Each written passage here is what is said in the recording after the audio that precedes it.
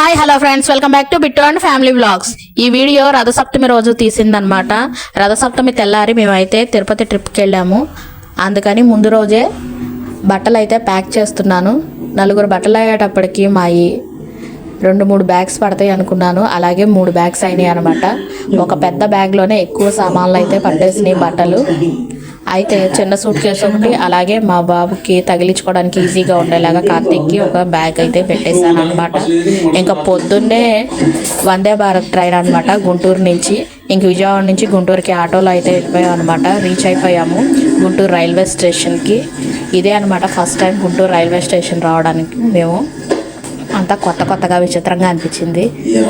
ముందు నుంచి చూడడానికి మాత్రం కొంచెం చిన్నగా అనిపించింది. మనకు విజయవాడలో చాలా పెద్దగా అనిపించింది, కానీ ఇది కూడా పెద్దగానే ఉంది. లోపలికి వెళ్ళిన తర్వాత అయితే ఫస్ట్ ప్లాట్ఫారం వచ్చింది. ఇంకా ఎక్కువ దూరం నడిచే పని అయితే లేదనమాట. వెంటనే దిగాము, లోపలికి అయితే వచ్చేసాము. మేము వచ్చిన 10 మినిట్స్కి ప్లాట్ఫారం వేసేసారు. ఆ తర్వాత అంతలోనే ట్రైన్ కూడా వచ్చేసింది.